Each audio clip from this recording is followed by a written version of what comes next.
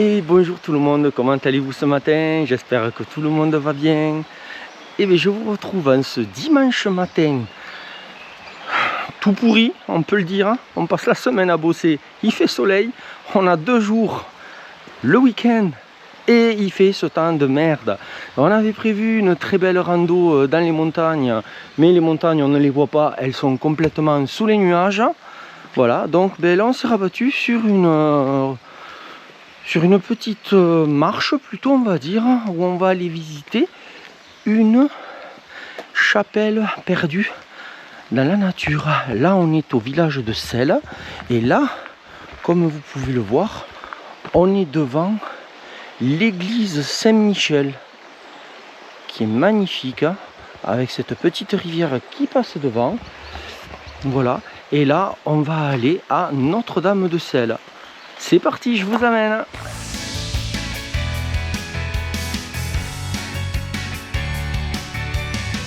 Pour le moment, on traverse les rues de Selles. On s'est vraiment garé à l'entrée, là où il y avait une espèce de grand parc. On est en train de sortir de Selles. Et là, on suit une petite route, vous voyez. On est direct dans la nature.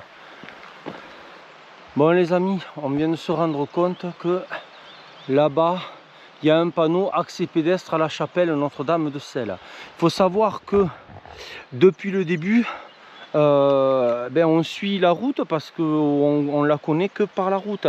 Donc, et on n'a vu aucun panneau, aucun marquage, rien du tout. Il n'y a pas de sentier balisé, rien. Alors bon, on va faire demi-tour et en fait c'est juste là l'embranchement. Donc on retourne au virage. Et on va essayer de prendre le sentier, voyons, on va le découvrir, on ne connaît pas, par la route oui, mais pas par le sentier. Voilà, là on est de retour à l'embranchement. Donc on vient de regarder sur les cartes, il y a un possible retour de la chapelle par là. Le sentier pédestre il est par là, mais vous voyez, bon à part cette espèce de niche où il devait y avoir une vierge ou quelque chose comme ça à l'intérieur, et là il n'y a plus rien, il y a juste la croix au-dessus. Vous voyez, il y a vraiment aucun panneau, rien du tout. Alors, il y a juste des croix à l'intérieur. Voilà. Alors après, il y a le marquage jaune là sur l'arbre qu'il fallait voir. Bon, écoutez, c'est pas grave. On va découvrir le sentier pédestre. Ce sera plus sympa probablement que la route. Par contre, ouais, les montagnes là sont en train de se faire recouvrir par la brume. Alors, on arrive à cet endroit, c'est celui qu'on a vu de la route. Notre-Dame de Selles, accès pédestre, à 1 km environ. Donc, il y a une flèche rouge par là, une flèche verte par là. Je pense qu'on va prendre la verte parce que, comme on connaissait que la route, ben on s'est équipé pour la route. J'ai pas les guêtres, j'ai pas les chaussures étanches, j'ai rien. Là si c'est super boueux et tout, je suis vraiment venu en mode touriste. J'ai l'appareil, j'ai la caméra, j'ai la flotte, mais pas plus quoi. Parce que encore une fois on connaît par la route et je voulais qu'on passe par là. Enfin je connaissais que la route, donc pour moi on passait par la route. Donc c'est pas mal aussi de découvrir de nouveaux sentiers, ça me plaît. D'après vous, c'est par là? Ou peut-être par là? Aucun marquage, rien, on est en train de chercher sur les arbres s'il y a des croix ou des traits jaunes.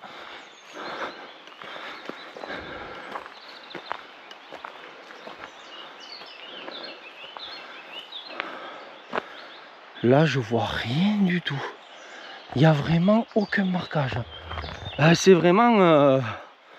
là, soit on connaît, soit on vient pas en fait. Mais si, les pèlerins ils viennent par la route en fait. Ils viennent pas s'embêter à passer par là. C'est souvent des personnes âgées ou des personnes pas en bonne santé. Et c'est normal qu'ils passent pas par des endroits aussi perchés que ça. Donc...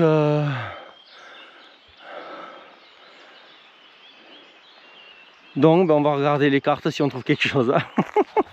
Bon allez, grâce aux cartes IGN, on a pu retrouver. Donc par là, ça va vers une habitation. Et ben, du coup, le sentier, il est par là. Mais j'aurais vraiment pas parié. vu dans quel état il se trouve. Bon.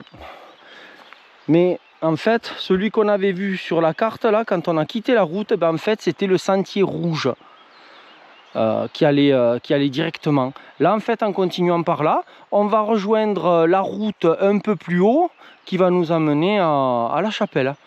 On avance de plus en plus dans cette piste montante là, mais qui se referme de plus en plus. Là, on est déjà trempé. Et oui, bah, c'est un peu notre faute. On pensait rester sur la route et on n'a pas prévu de se faire mouiller par les herbes. C'est de plus en plus dur d'avancer. Et là maintenant, on aperçoit des arbres devant nous qui sont couchés dans le chemin. Comme je vous dis, ce sentier, il doit vraiment plus être très utilisé. Il n'est même pas entretenu.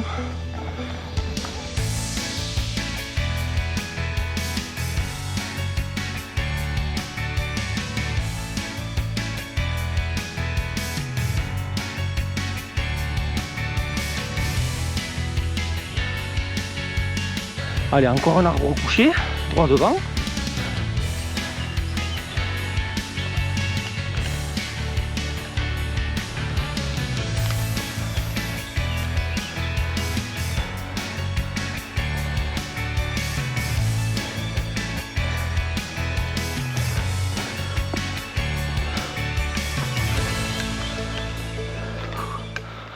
Un tronc d'arbre sur le sentier. Hop. Non, là, c'est clair et net. Le sentier n'est pas du tout entretenu. On n'a pas pris le sentier rouge tout à l'heure parce que ça avait l'air d'être la merde. Et finalement, ici, c'est le vert. Et c'est vraiment pas mieux. On est toujours dans la brousse. Et là, on a un peu de vue aux alentours, avec la route tout en bas. Et là, vous voyez que les nuages descendent. Bon, en tout cas, ouais, le sentier est très fermé. Là, ici, c'est même limite dangereux. Parce que vous voyez, là, il n'y a pas de... On est vraiment au bord. Le sentier est complètement refermé.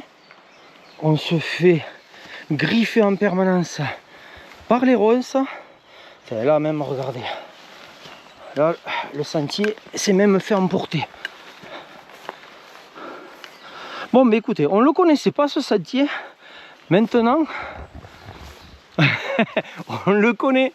On sait qu'on ne le reprendra plus. Allez, devant, on a encore des arbres couchés.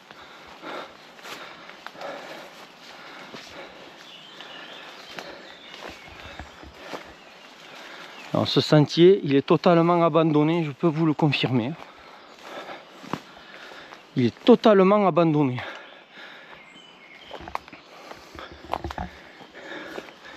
Oh. Ouais, il y en a encore deux, droit devant.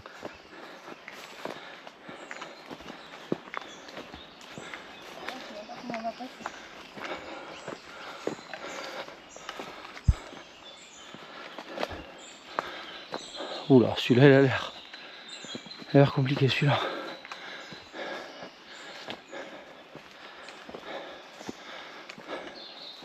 Là, part en rampant. Tout là, ouais. De toute façon, on est trempé alors. Un peu plus ou un peu moins. Mais... Ok. Fais gaffe à pas glisser. Eh ben oui, je fais gaffe à pas glisser, bien sûr. Oh, ça glisse. Waouh. Allez. Tarzan. C'est bon, je suis passé. Tiens, Tarzan. Merci.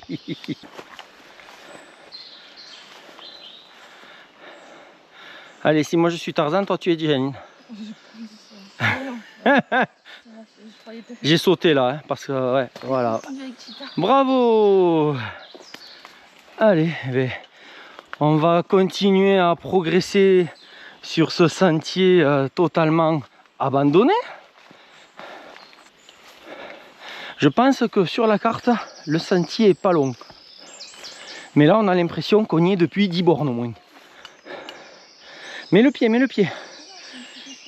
Ah, j'ai cru que c'était une ronce.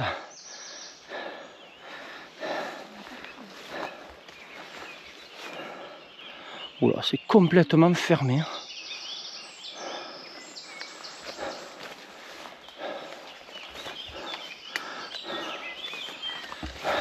J'ai l'appareil qui est un peu trempé. Heureusement, il est tropicalisé. Donc je suis pas inquiet, mais c'est pour vous dire la galère. Aïe, ça pique les ronces. Ah putain, il y en a partout. Ah, désolé, je regarde un peu mes pieds et plus tellement la caméra. Du coup, je sais pas trop où je filme. Ah ouf. Ah putain, si on n'a pas les fringues niquées par tous ces ronciers, ça sera un coup de bol. Ouais, celle-là, elle est énorme. Hein. Attends, je t'aide. Vas-y, passe, maman. Ah ouais, attends, j'en ai une devant le ventre. Ouais, oui, on est... Et non, attends, j'en ai une devant. Aouh. Ça pique, putain. Tiens là. On n'a pas de baquet. Et non, on n'a pas pris... Aouh, putain, ça pique. Et non, on pensait rester sur la route. On aurait dû rester... Ah, ici, elle m'a chopé, merde. On aurait dû rester sur la route. Oh. Ah oui, les herbes hautes passent encore, mais là, c'est des champs de ronces. C'est des champs de ronces, les amis. C'est la merde. T'arrives à passer là encore? Ouais, là-bas, ça va un peu mieux, on dirait, ouais. Allez, on y va. La route, ça y est, elle est devant nous. Oh là là, quel soulagement. Ah oui, comme tu dis. Voilà, on aurait dû arriver par là si on n'avait pas essayé ce sentier. Alors, là, ah oui, petit lapin, ah, il est parti comme une balle. Chemin des pèlerins, chapelle Notre-Dame de Celle à 200 mètres. Donc là, c'est fermé après, peut-être au véhicule parce qu'il y a un passage, et sinon par la route là. Bon, comme d'habitude, on ne sait pas trop quoi prendre. On va essayer le chemin des pèlerins, allez, 200 mètres. On va voir ce que ça donne. Ça y est, devant nous, on aperçoit la chapelle entre les arbres. Là, voilà. La fameuse Notre-Dame de Celle. Comme vous le voyez, elle est au milieu de nulle part. Alors, elle a dans les 300 ans, ce qui n'est pas énorme non plus, mais elle est quand même très jolie. Donc là, on est devant la porte d'entrée, je vous montre un peu.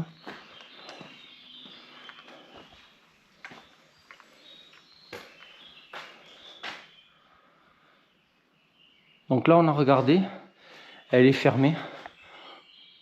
Et j'avais lu effectivement que ça ouvre le dimanche après-midi hors célébration.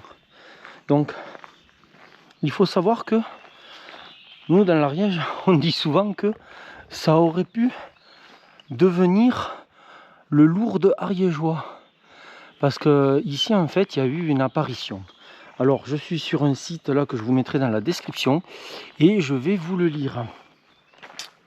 Au pied des Pyrénées ariégeoises se cache Celle, un charmant village tapi au cœur des montagnes. Le 28 mai 1686, la Vierge Marie y serait apparue à un jeune paysan. Depuis l'apparition de 1686, les pèlerins se pressent à Celle, au pied des Pyrénées ariégeoises, dans la chapelle édifiée 9 ans après l'événement et bénie par l'évêque du diocèse de Pamiers. Beaucoup viennent boire à la fontaine considérée comme miraculeuse et de nombreuses guérisons y sont constatées. Malgré L'absence de reconnaissance officielle au moment de l'apparition pour cause de vacances du siège épiscopal, le schisme de la Régale, 2 procès-verbaux établis à la demande du vicaire général relatent la chronologie des événements et rassemblements des témoignages de guérison. Depuis, c'est une suite continue de pèlerinages présidés par les évêques de l'Ariège qui se succèdent en 1986. Le cardinal Marty, ancien archevêque de Paris, s'est rendu au sanctuaire et a célébré la messe en l'honneur du 300e anniversaire des apparitions. Elle est vraiment jolie. Mais que s'est-il passé exactement le 28 mai 1686 ? Jean Courdil, paysan de 15 ans, revient des champs peu avant midi. Il récite des « Je vous salue Marie » en comptant sur ses doigts. Le précède un gros pigeon blanc. Arrivé à la fontaine destinée à abreuver le bétail, l'oiseau disparaît et laisse la place à une très jeune fille vêtue de blanc. Affolé, le jeune garçon est vite rassuré par la jeune fille. « N'aie pas peur, je suis la Sainte Vierge. » Ils se mettent tous les deux à genoux. Elle lui dit « Demande au peuple de changer de vie, de faire pénitence et d'accomplir 8 processions dans ce lieu. » Alors pourquoi une telle exigence? À celle, 4 femmes ont injustement pris ce qui appartenait à d'autres.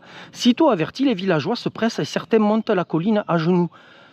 Aussi efficace que Jonas à Ninive.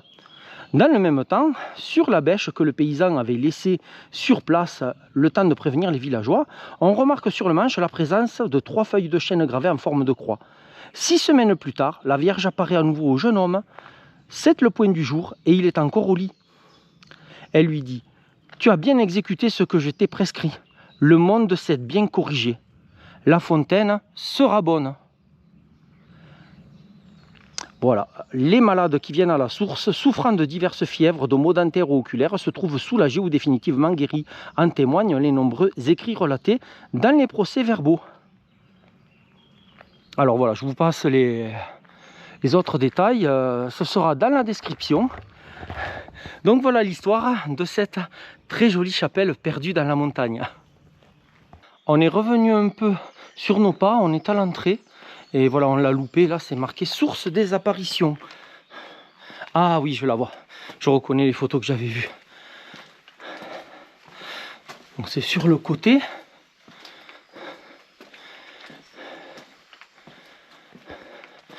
Et voilà la fameuse fontaine. Allez, on a refait le tour de la chapelle. Je vous la remontre. Voilà. Nous maintenant, on va essayer de faire une boucle en repartant par là. On a vu que l'arrivée, c'était une sorte de piste forestière. Donc on espère que par là, on va moins jardiner.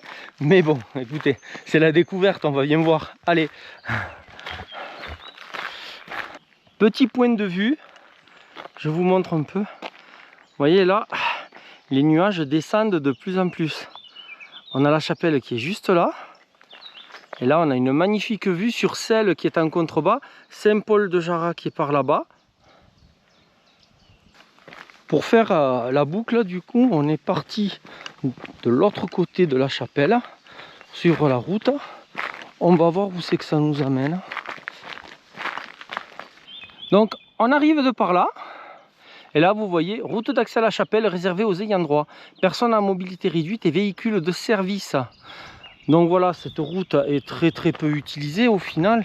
Les gens finissent certainement à pied ou en véhicule léger. Parce que vous voyez ici, il y a une sorte de parking. On continue à descendre par la route. Donc je filme moins évidemment parce que, bon là ça va être de la route, c'est un peu moins intéressant que le reste. Mais je vous montre quand même un peu la nature environnante.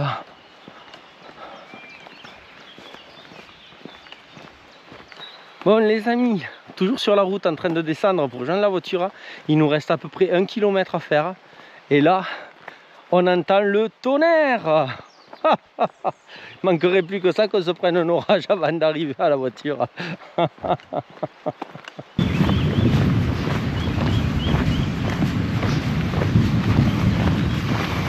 Je ne sais pas si le micro de la GoPro aura pu capturer le tonnerre, enfin le bruit du tonnerre, mais on sent que ça se rapproche, hein.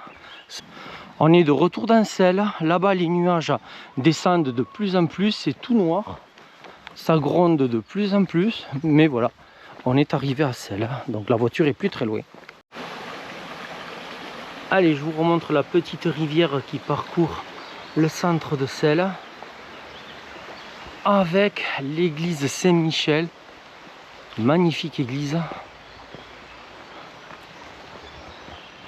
Bon, et bien je vous retrouve à la voiture pour le compte rendu final, comme d'habitude. Donc, que vous dire? Eh bien, écoutez, moi je connaissais un peu l'axe routier et je pense que c'est la meilleure option, parce que là, vraiment, la partie sentier, elle est totalement abandonnée. Comme vous l'avez vu, plusieurs arbres couchés en travers qu'il faut escalader, se baisser, enfin voilà, c'est complètement abandonné.